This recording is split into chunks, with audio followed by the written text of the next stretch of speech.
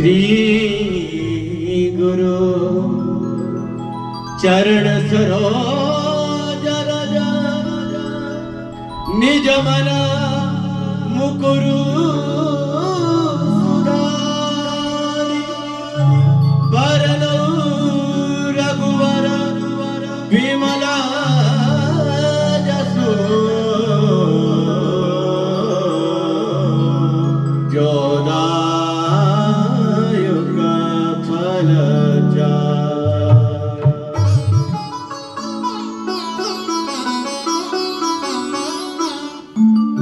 बुद्धिहीन तनु जानिके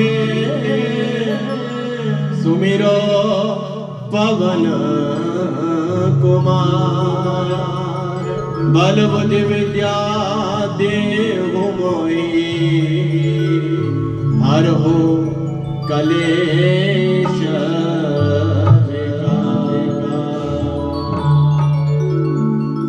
बोले गणपति महाराज की, बोले सरस्वती मैया की जय। तो आइए आज श्री रामचरितमानस की इस पतित पावनी गंगा में, जो गंगा आज इस नकोदर दास जी की पावन गद्दी में अभितरित हुई है, उसमें हम सब डुबकी लगाएं, गोता लगाएं और अपने अंतःकरण को हम सब निर्मल करें, शुद्ध करें। निर्मल मन जन सो मोहि पावा, मोहि कपट छल छिद्र न भावा। निर्मल मन क्यों जरूरी है? क्योंकि भगवान कहते हैं कि निर्मल मन जन सो मोहि पावा। भगवान को प्राप्त कौन कर सकता है? जिस व्यक्ति का मन निर्मल है, अर्थात बिना मल के है, बिना मलिनता के है, बिना मैल के है। मोही कपट छल छिद्र न भावा। और भगवान कहते हैं कि मोही कपट छल छिद्र यह नहीं भावा, ये मुझे पसंद नहीं है। तो निर्मल मन जन सो मोहि पावा। तो हमें क्या करना है? अपना मन पवित्र करना है। और मन पवित्र कैसे होगा? मन पवित्र होगा इस राम नाम की गंगा से। रामचरित मानस, मानस नाम मानसरोवर। जैसे मानसरोवर पवित्र है और उसमें लोग उसमें हंस डुबकी लगाते हैं, वैसे ही ये राम नाम का गुणगान करने वाले जो हंस हैं, जब वो इस मानस रामचरित में डुबकी लगाते हैं तो वो पावन और पवित्र हो जाते हैं। तो आइए रामचरितमानस जिन जिन्होंने गाई, जिन जिन्होंने लिखी और जिन जिन्होंने इसको महसूस किया, उन सभी का इस रामचरितमानस में श्री नकोदर दास जी की गद्दी में आमंत्रित करते हैं उन सबको और उनके प्रति अपनी कृतज्ञता प्रकट करते हैं। सबसे पहले तुलसीदास जी महाराज जी का ध्यान करेंगे। तुलसी का नमस्तुभ्यं इह गच्छ शुचि व्रत नैऋत्य उपविशेदं पूजनम प्रतिगृहतम्। हे वाल्मीकि जी महाराज, आप हमारे इस पावन पवित्र स्थान पर विराजमान होइए।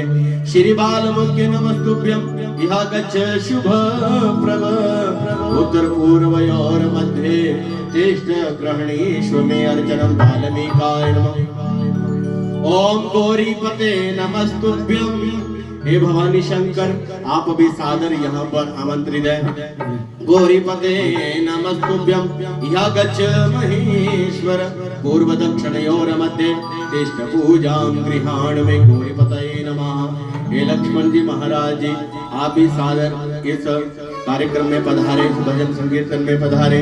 श्री लक्ष्मण नमस्तुभ्यं यह गच्छ सह प्रिय याम विभागे समातिष्ठ पूजनम संगृहाण में श्री सपत्निकाय लक्ष्मणाय नमः। श्री शत्रुघ्न नमस्तुभ्यं इह गच्छ सह प्रिय पीठस्य पश्चिमे भागे पूजनम स्वीकुरुष्व मे सपत्निकाय शत्रुघ्नाय नमः। श्री भरत नमस्तुभ्यं इह गच्छ सह प्रिय पीठकस्य उत्तरे भागे तिष्ठ पूजां गृहाणमे। श्री सपदनिकाय भरताय नमः। श्री हनुमन् नमस्तुभ्यं विहागच्छ कृपानिधे। पूर्व भागे समातिष्ठ पूजनं स्वीकुरु प्रभो। ओम हनुमते नमः। रक्ताम्बोधदला पीताम्बरालंकृतं श्यामंगं द्विभुजं प्रसन्नवदनं श्री सीतया शोभितं। श्री सीतया शोभितं। कारुण्यामृतसागरं प्रियगणैर भ्रात्रादिभिर्भावितं वन्देऽहं कमशेषकारणपरं रामाख्यमीशं हरिम्। नानापुराणनिगमागं सम्मतं यद् रामायणे निगदितं क्वचिदन्यतोऽपि स्वान्ता सुखाय तुलसी रघुनाथ गाथा भाषा निबद्धमति मंजुलमातनोति। श्री राम जय जय राम। श्री राम जय जय राम। श्री राम जय जय राम। बोलो श्री राम जय राम। दोनों हाथों से ताली बजाते हुए बोलो श्री राम जय जय राम। श्री राम श्री राम जय जय राम। श्री राम जय जय राम। श्री राम जय जय राम। श्री राम जय जय राम। श्री राम जय जय राम। श्री राम जय जय राम। श्री राम जय जय राम। श्री राम जय जय राम। श्री राम जय जय राम। श्री राम जय जय राम। श्री राम जय जय राम। श्री राम जय जय राम। श्री राम जय जय राम। श्री राम जय जय राम। मंगल भवन अमंगल हारी प्रभु सदशरथ अजिर बिहारी। श्री राम जय जय राम। श्री राम जय जय राम। श्री राम जय जय राम। श्री राम जय जय राम। श्री राम जय जय राम। श्री राम जय जय राम। श्री राम जय जय राम। श्री राम जय जय राम। श्री राम जय जय राम। श्री राम जय जय राम। श्री राम जय जय राम। श्री राम जय जय राम। श्री राम जय जय राम। श्री राम जय जय राम। श्री राम जय जय राम। श्री राम जय जय राम। श्री राम जय जय राम। श्री राम जय जय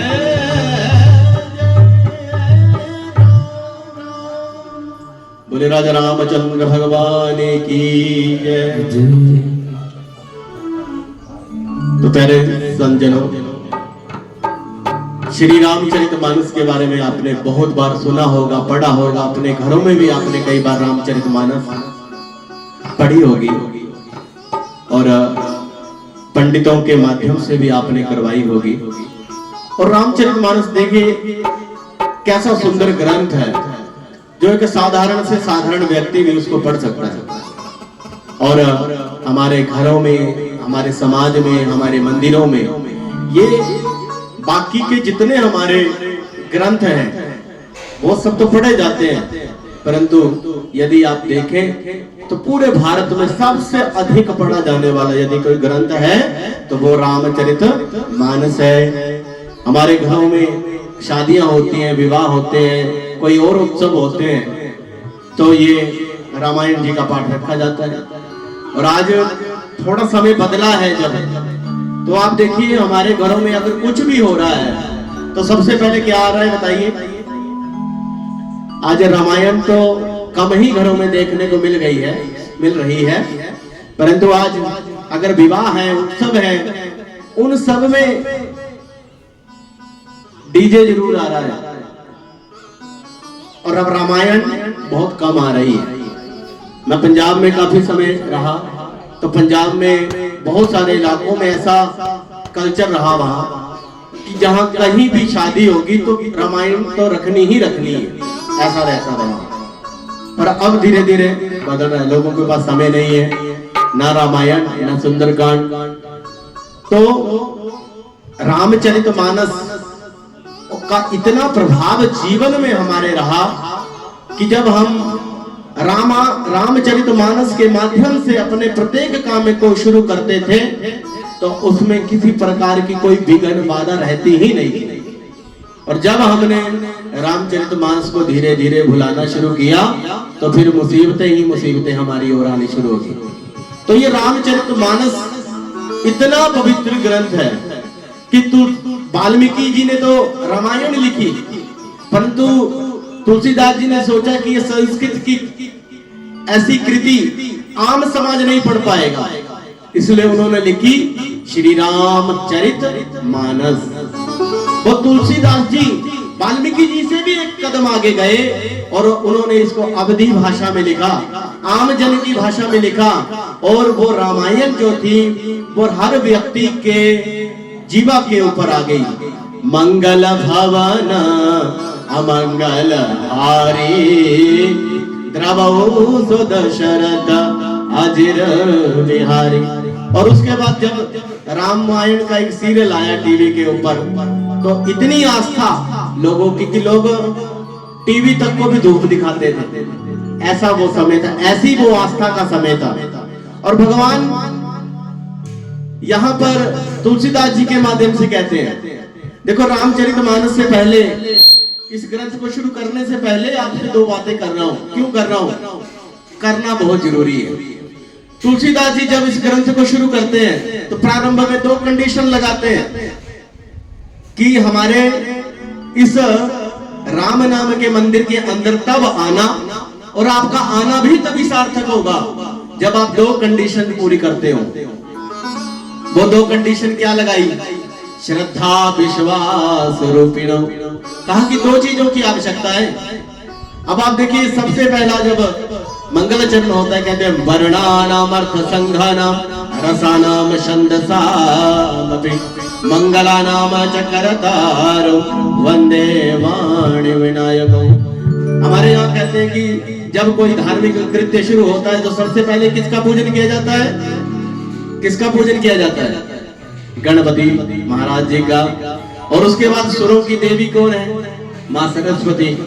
तो इन दोनों का साक्षात बंधन करके तुलसीदास जी सीधे भगवान शंकर का ध्यान करते हैं। कहते हैं जिसका कोई गुरु नहीं है उसके गुरु भगवान शंकर हैं। हम जितनी भी कथाएं सुनते हैं, चाहे भागवत की कथाएं सुने, चाहे रामचरितमानस की कथाएं सुने, इनको जो सुनाने वाले हैं, जो मुख्य वक्ता है, वो भगवान शंकर ही है। भगवान शंकर माता पार्वती जी को हर कथा सुनाते हैं। तो गुरु कौन हुए? किनके मुख से कथा आगे बढ़ी? भगवान शंकर के मार्ग।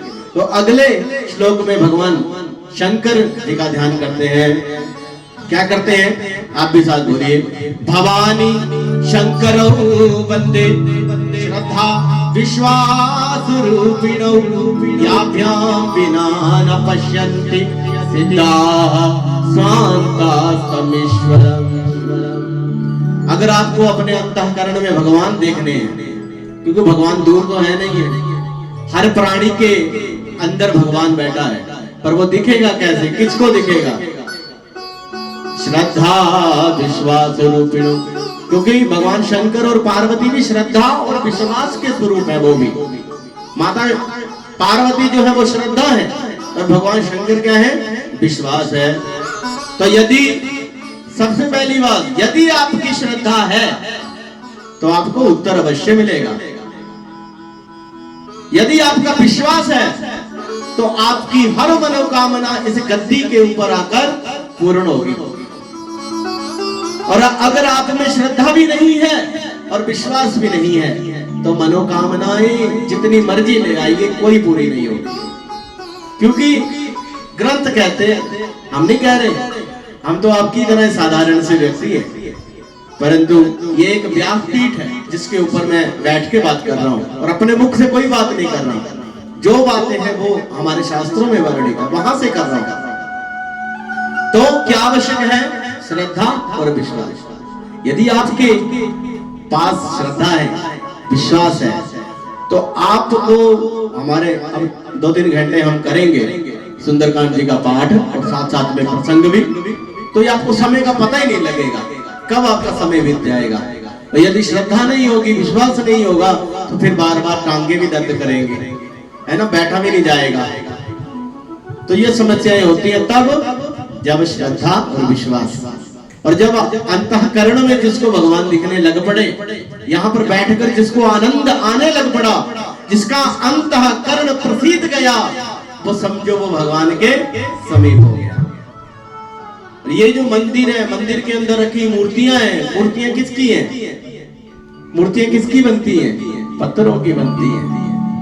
मूर्तियां पत्थरों की हैं, परंतु हमारी जो श्रद्धा है, जो विश्वास है, वो तो शाश्वत है, वो तो सजीव है।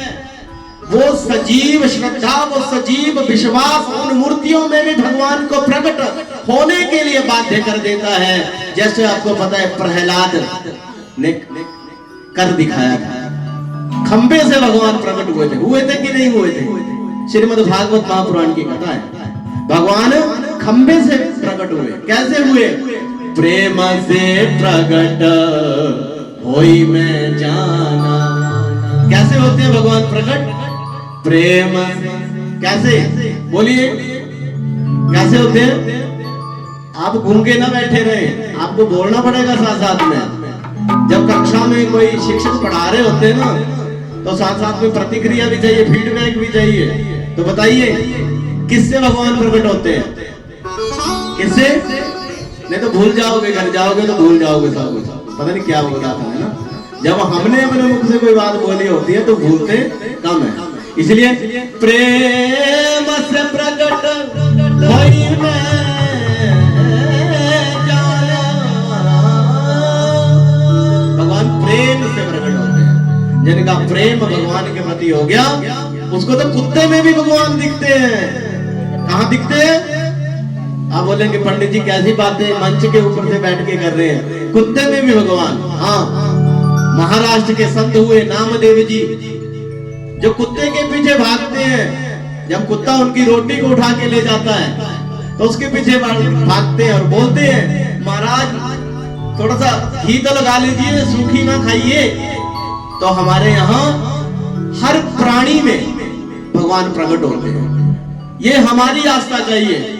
और कई बार क्या होता है, जैसे बहुत सारे लोगों ने गुरुओं के नाम लिए होते हैं, और आजकल राजनीतिक कई षड्यंत्र ऐसे होते हैं, कई बार व्यक्ति को फंसा दिया जाता है। जब वो सरकार के अनुकूल नहीं चलता है तो उन बड़े बड़े संतों महंतों को भी फंसा दिया जाता है, और कोई ना कोई एक अवगुण देखकर किसी न किसी प्रकार से, तो बाद में लोग अपने गुरु को भी गुरु मानना छोड़ देते हैं। बोलते जी अवगुण दिख गया।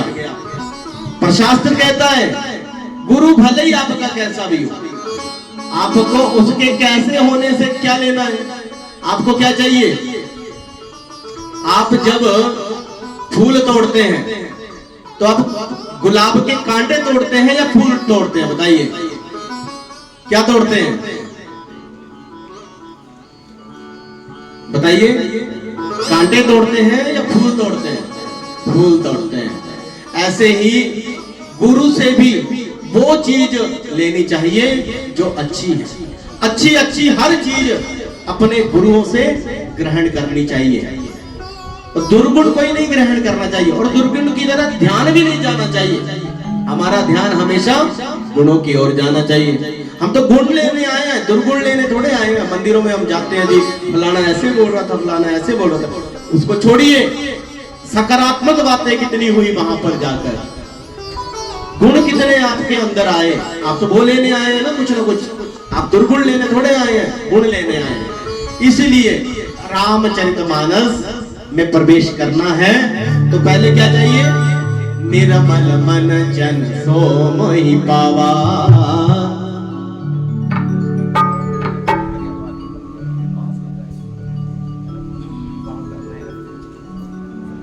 निर्मल मन जन सो मोहि पावा।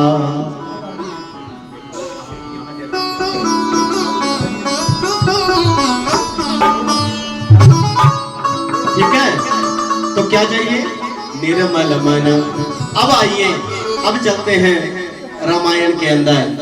मन हो गया ना पवित्र, निर्मल मन हो गया। अच्छा बताइए, हनुमान चालीसा किस किस ने पढ़ा? जरा हाथ खड़ा करके बताएंगे। आज तक हनुमान चालीसा किस किस ने पढ़ा है? देखा है ना? पढ़ा है तो है, बहुत सारे लोगों ने पढ़ा है हनुमान चालीसा। हनुमान चालीसा शुरू होता है तो क्या बोलते हैं उसमें भी? श्री गुरु चरण सरोज रज। बिना गुरु के तो यहाँ गति नहीं है। तो सबसे पहले किसका ध्यान है? गुरु महाराज जी का ध्यान है। श्री गुरु चरण सरोज रज। तो यहाँ पर गुरुओं की एक लंबी परंपरा है, इस गद्दी की भी। यहाँ सबके नाम भी लिखे हैं और उसी परंपरा में हमारे सामने इस समय विराजमान है इस गद्दी के महंत श्री श्री उपेंद्र पराशर जी महाराज। तो ये गुरु हैं, इनका ध्यान करना है। हनुमान चालीसा क्या बोलता है? जो आपके गुरु हैं सबसे पहले उनका ध्यान। श्री गुरु चरण सरोज रज निज मन मुकुरु सुधारी। अब बात दूसरी कंडीशन यहाँ भी आ गई कि मन जो है वो मुकुरु की तरह। सूचना भी है आपके लिए, सुंदरकांड का पाठ साथ साथ में करना चाहते हैं तो यहाँ पर पुस्तकें रखी हैं। आप आकर यहाँ से सुंदरकांड की पुस्तक उठा के ले जाइए और साथ साथ में पाठ करिए। निज मन मुकुरु सुधारी फिर बरनौ रघुबर बिमल जसो।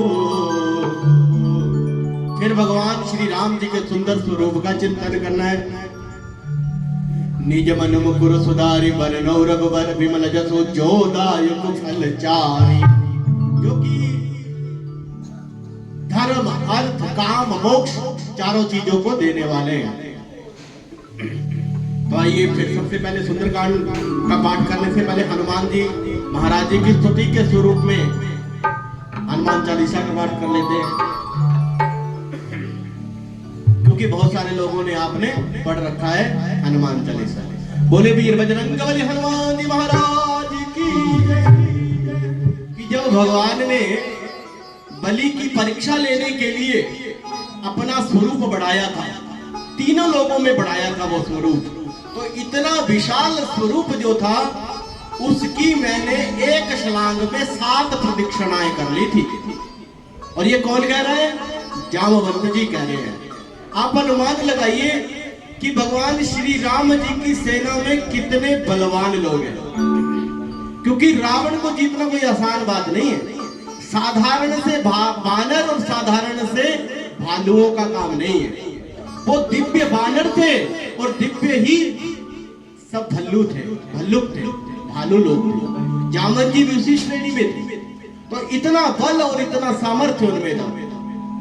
फिर अंगद की बारी जब आई तो अंगद ने कहा कि मेरे में इतना बल है कि मैं एक छलांग लगाऊं तो पार लंका में पहुंच जाऊं, परंतु वापस आने की कोई गारंटी नहीं है।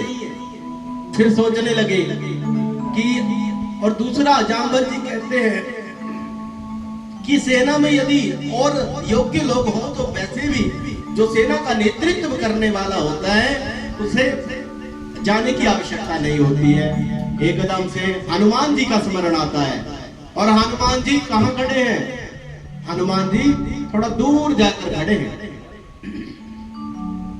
और हनुमान जी दूसरी तरफ को मुख करके खड़े हैं। तब जाके जामवंत जी उनके पास जाते हैं और उनको क्या कहते हैं? बलि बांधत प्रभु बाढ़्यो सो तनु बरनी न जाए। उभय भरी में दीनी सात प्रदीक्षण नाई।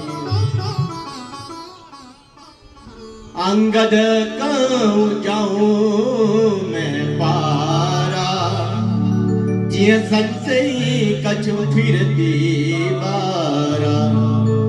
जामवंत कह तुम सब लायक पठय किमी ही करनायक पटई किमि सब ही करनायक। अब जामवंत जी हनुमान जी से क्या कहते हैं? कहि रीछपति सुनु हनुमाना, काज बसानु रहु बलवाना। हे हनुमान जी, आप इस प्रकार से चुप क्यों खड़े हैं? और क्या कहते हैं?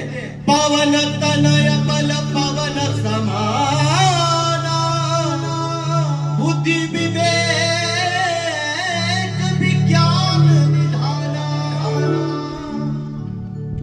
कोई कम बल वाला व्यक्ति ऐसे दूर जाकर खड़ा हो जाए तो जचता है, परंतु आपके जैसा व्यक्ति जिसका बल पवन के समान है, जैसे प्रचंड वायु बड़े बड़े महलों पेड़ों को उखाड़ कर ले जाता है, उस प्रकार का बल ये हनुमान जी आप में है, क्योंकि आप पवन के पुत्र हैं।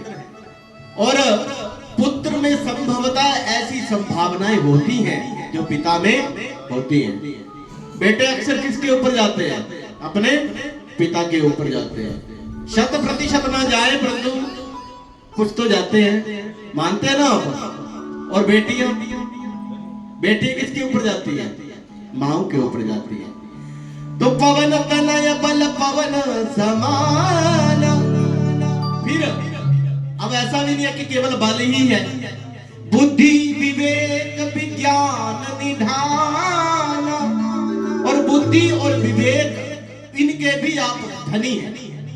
तो ऐसे हनुमान जी हैं। कवन जो काज कठिन जग माही।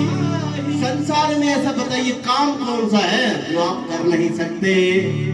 जो नहीं हो तात तुम पाए।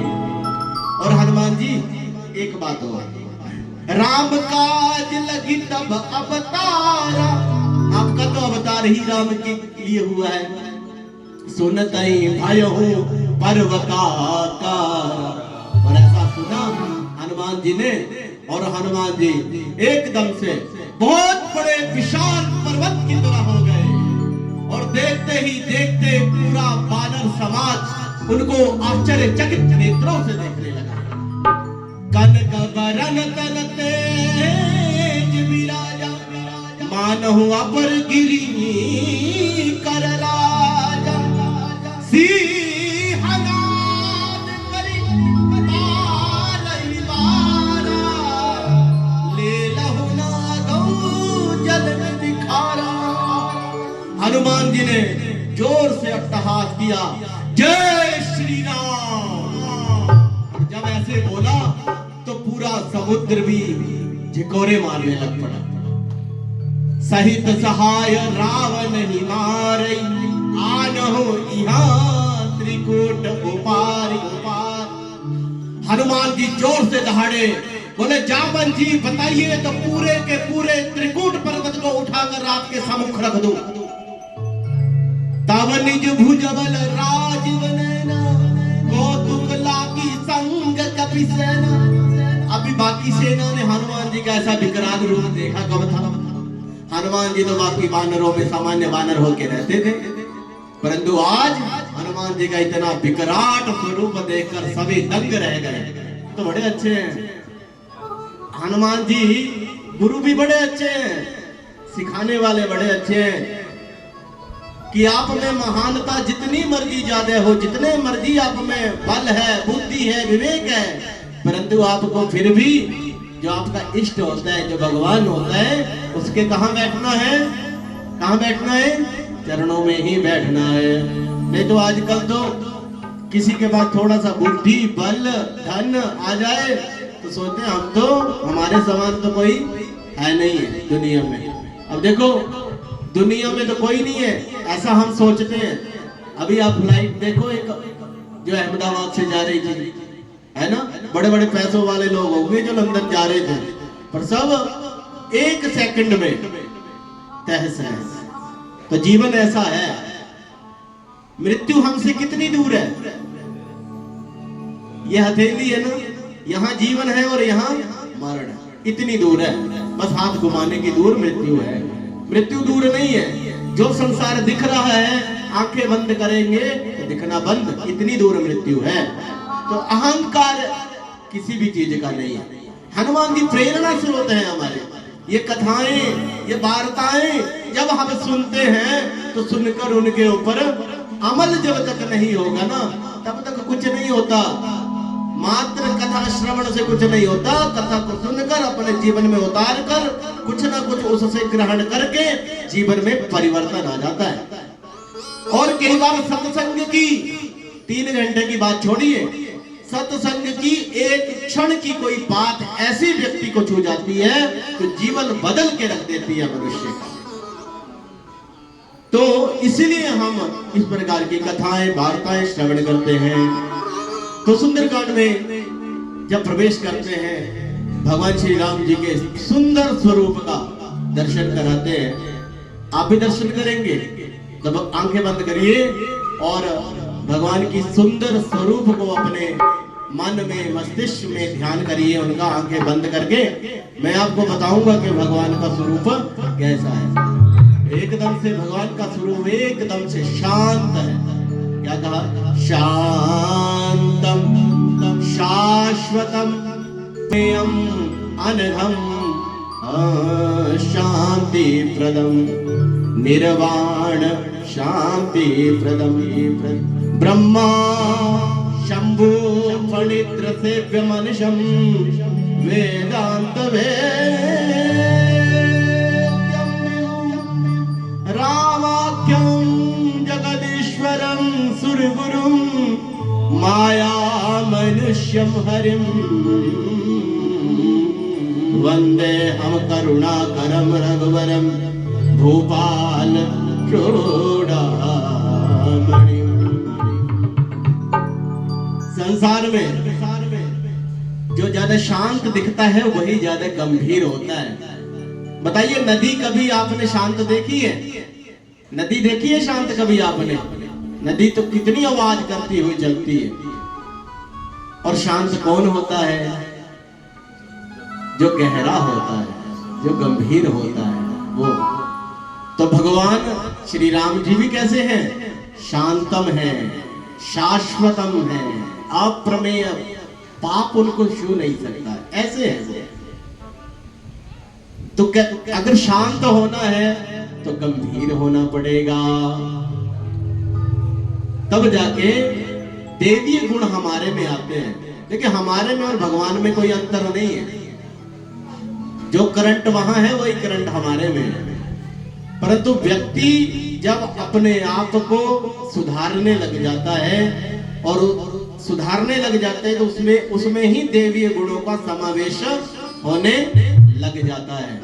और राम नाम बोलने से ब्रह्मा, शंभु और रुद्र तीनों का उच्चारण हो जाता है।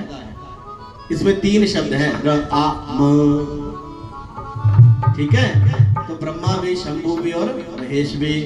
और अब पता नहीं, जमाना थोड़ा सा समय बदलता है, देखा देखी बदलता है। हम मंदिरों में भी देखा देखी जाते हैं। पड़ोसी चले गए मणि महेश तो हम सोचेंगे भी हमने भी जाना है। नहीं तो हमारे घरों में आप देखें, घरों में क्या देखें, अब भी चलता है परंपरा में राम नाम, अंत में क्या है? राम नाम ही सत्य। मतलब राम की इतनी प्रतिष्ठा हमारे समाज में है। राम हमारी रगों रगों में समाया हुआ है कि वो हमारे हर क्षण में, हर रिवाज में, हर रीति में वो राम है। सुबह उठते ही राम राम करते उठते हैं हम, है ना? अब तो नहीं उठते, परंतु मुझे लगता है कि हमें जब तक हम अपने नैतिक मूल्य, अपने सांस्कृतिक मूल्यों को धारण नहीं करेंगे तब तक हम हिंदू नहीं हैं। वो हिंदू कैसा हिंदू? जिसमें संस्कृति की झलक नहीं दिखती। तो यदि जब तक संस्कृति की झलक हम में ना दिखे, वो सैद्धांतिक मूल्य जब तक हमारे में ना आए, तब तक तो हम भी फिर क्या है? और हिंदू कौन है? हिंदू है संस्कारित। जन्म ना जायते शूद्र, महाभारत की पंक्ति कहती है कि व्यक्ति जब पैदा होता है तो कैसा है, शूद्र है, नीच है, क्षीण है। परंतु जब हमारे 16 संस्कार होते हैं हिंदुओं के, बच्चे के जन्म से लेके मरने तक कितने संस्कार हैं, 16। और जब वो 16 के 16 संस्कार व्यक्ति के होते हैं तब जाके संस्कारित होकर वो सनातनी हिंदू बनता है। आजकल ना कोई यज्ञोपवीत करता है, ना कोई तिलक धारण करता है, और ना कोई नामकरण संस्कार करता है। आजकल बच्चा पैदा होने से पहले ही नाम रख दिया जाता है। तो कितने संस्कार हमारे खत्म हो गए। एक बेचारा विवाह संस्कार बचा है, वो भी मिट्टी मलिन हो गया है। कई दिनों पहले विवाहों के मुहूर्त निकाले जाते हैं, परंतु जब विवाह की बारी आती है तब डीजे बज रहा होता है। पंडित जी थोड़ी देर और बजा लेते हैं, थोड़ी देर और नाच लेते हैं। ये जितने लोग, मैं बोलता हूँ बारात में ज्यादा लोगों को ले जाने की आवश्यकता ही नहीं है। कम लोग जाएं और बुद्धिमान लोग जाएं, और बाकी जो जिन्होंने नाचना करना है उनको घर में आए, बहू को दोनों को, वर और वधू को बैठाएं और उसके बाद घर में नाचते रहो, जो मर्जी करते रहो। परंतु जो हमारा जो कल्चर है, जो हमारा विवाह की जो पद्धति है, उसको सही ढंग से होने देना चाहिए। कोई स्टेज के ऊपर आ रहा है, कोई शराब पी कर आशीर्वाद दे रहा है, कोई कैसे दे रहा है, बताइए क्या है हमारे संस्कार, है ना। हम हिंदू है ना, हिंदू काहे के हिंदू हम, संस्कार तो हमने अपने को जीवित नहीं छोड़े हैं और पूरा को पूरे संस्कार बदल दिए। और क्या ऐसा हो नहीं सकता कि हम विवाह को विवाह के ढंग से करें और बाकी जो हमारा मन करता है वो बाद में करते रहे। तो संस्कार जब तक नहीं हुए तब तक हम मनुष्य नहीं बने। तो भगवान श्री राम जी की सुंदर कथा हमें संस्कारित करे, हमारे अंदर दिव्य ज्ञान प्रकाशित करे, जिससे हम प्रकाशित हो। नान्यास प्रिया हरे रघुपते अस्मदीय सत्यम बदामि च भवान् अखिलन्तरात्मा भक्तिं प्रयच्छ रघुपुंगव निर्वराम मे कामादि दोष रहितं कुरु मानसं च अतुलित बलधामं हेमशैलावदेहं धनुजवन कृशानुं ज्ञानिनाम अग्रगण्यं सकल गुण निधानं वानराणामधीशं रघुपते प्रिय भक्तं पादजातं नमामि। अब सबके पास सुंदरकांड की कथा है ना। तो आइए अब प्रारंभ करते हैं सुंदरकांड की पावन कथा को। पंत के वचन सुहाए सुनि हनुमंत हृदय अति भाए, तब लगी मोहि परख तुम भाई, सही तुम कंधा बोल बलदाई, तब लगी आभो सी सही देखी होई बात होई हर जग ते, ये महीनाई समय कौ माता हरे हर चाहिए धरे रघुना, सिंधु तीर एक बोधर सुंदर को तब बोधि चढ़ो गाओ, बार बार रघुबीर सवारी करके पवन की बलहारी,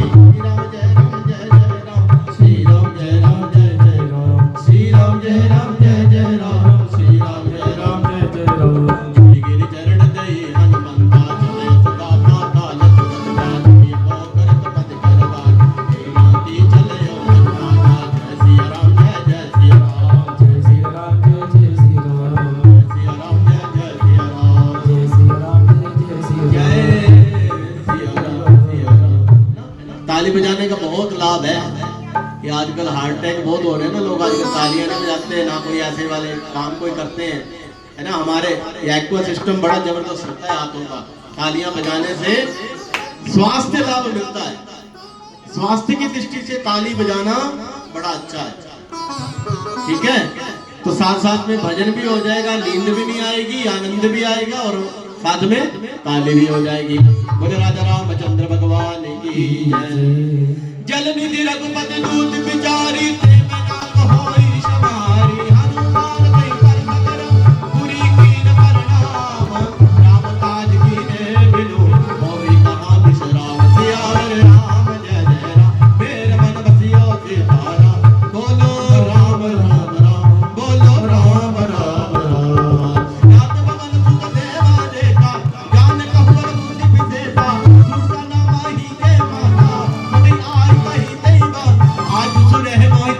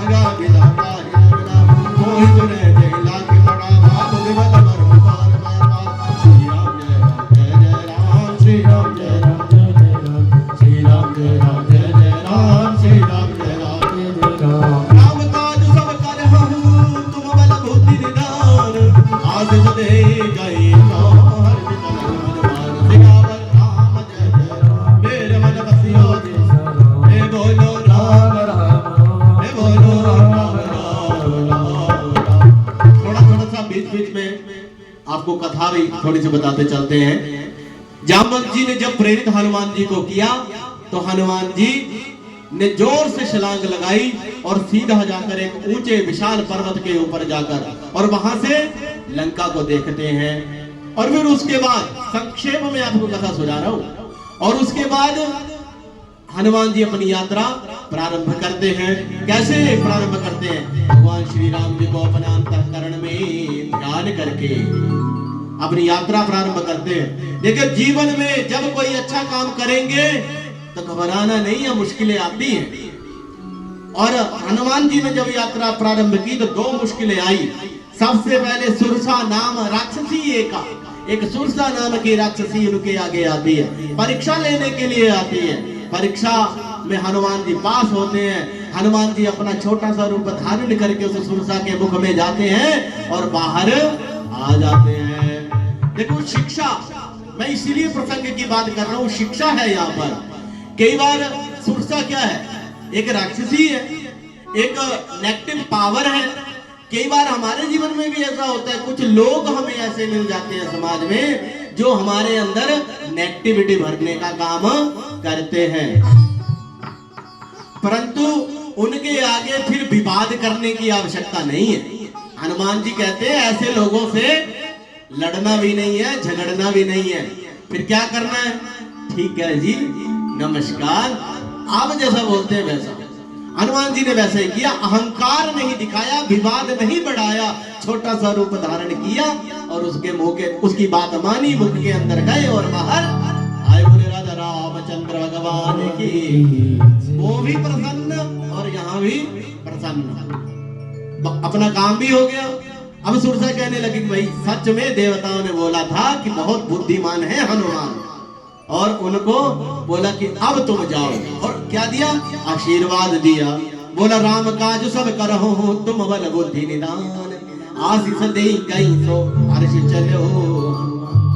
अब आगे बढ़े, यात्रा बड़ी। निश्चर एक सिंधु मई रही, करी माया नभ के गग कहीं, जीव जंतु जेक गन उड़ाई, जल बिलोक तिल के परछाई, गई शाह सक जो न उड़ाई, ए विधि सदा गगन चर खाई, सोईशल हनुमान कह कीना, ताब जब बड़ कबे तुरतई जीना, ताही मारी मारुत सुत बीरा, वार दी पार गयो मत दीरा, कहाँ जाई देखे बन सोवा, कुंजत चंचरी कमदुलोवा, नाना कर बल फूल सुआई, खत मृग बिंद देखी मन भाए, शैल विशाल देखे किया गे तापर धाई, चढ़ो भय।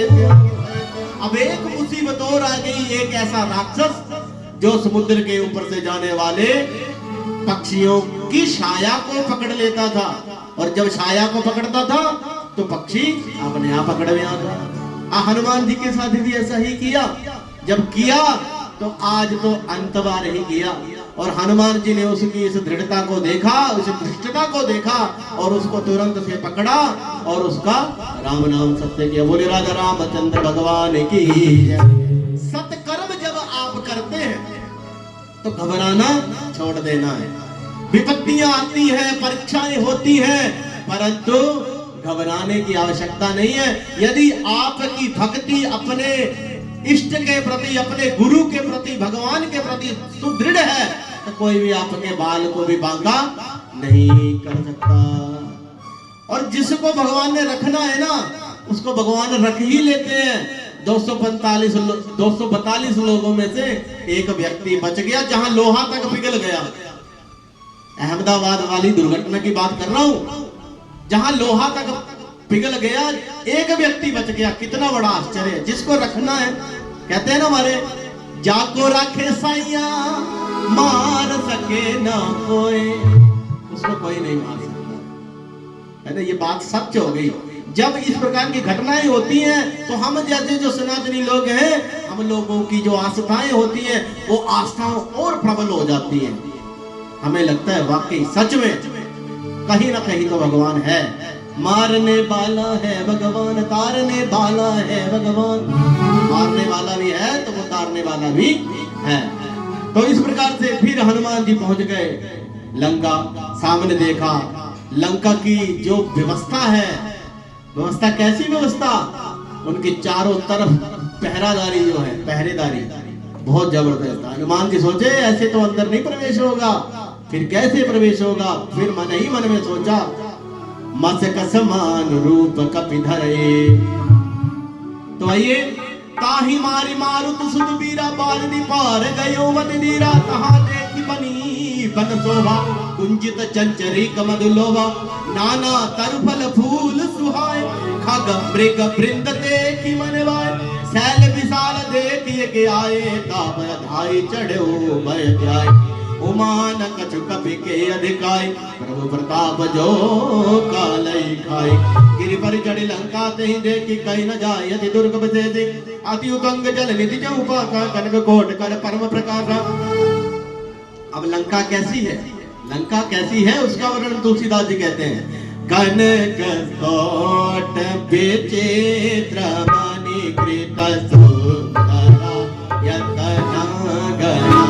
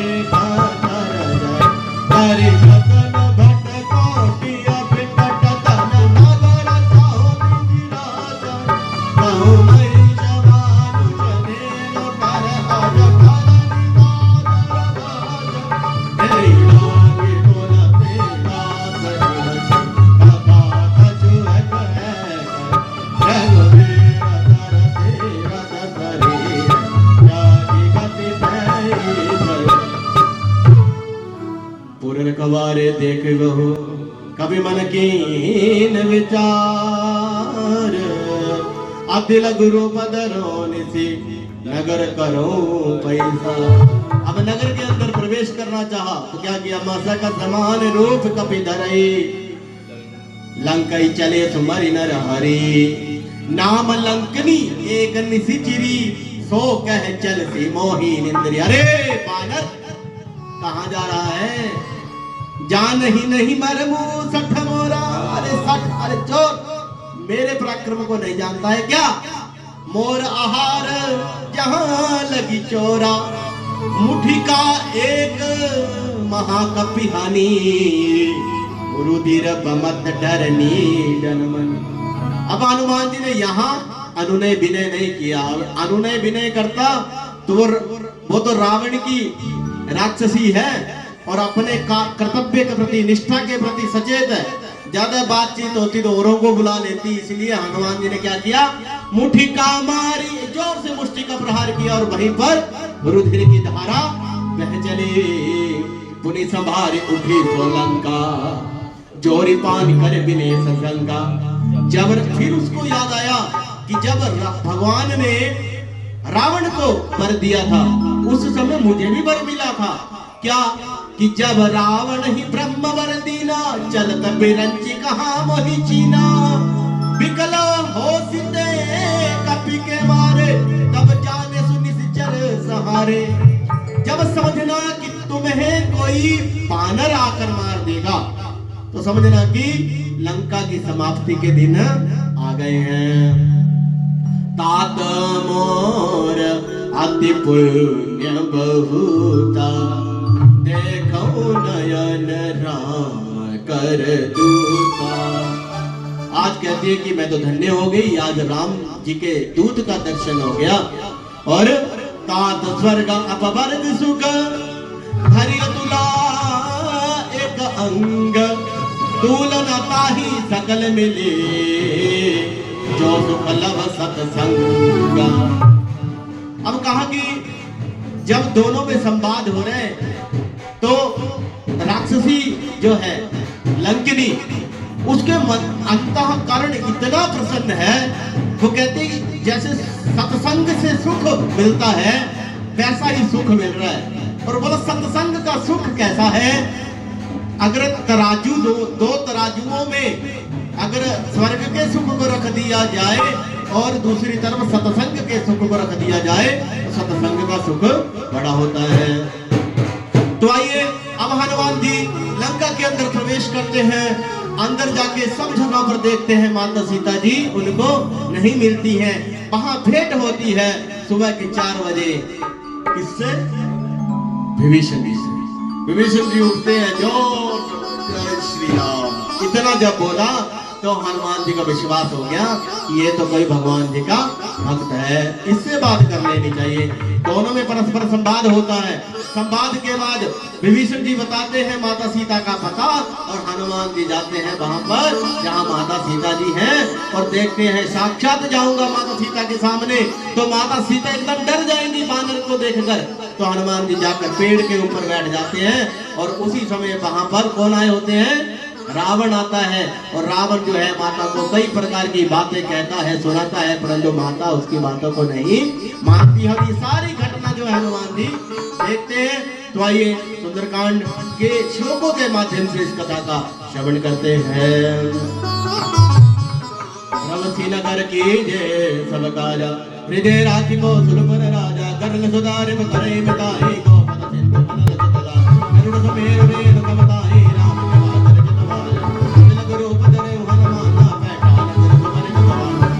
मंदिर प्रतिपल सोता देखे जय जय अग्नि जो योग साधन मंदिर माई कैन की एते का तप दे मंदिर माउला देखे एक बेक बुलवे को आवा हरि मंदिर दे भिन्न बना। श्री राम जय राम जय राम, श्री राम जय राम जय राम, श्री राम जय राम जय राम, श्री राम जय राम जय राम। रामायुध अंकित क्रिया शोभा भरणी न जाय नव तुलसी का वृंद तह देखि हरत कपिराय सिया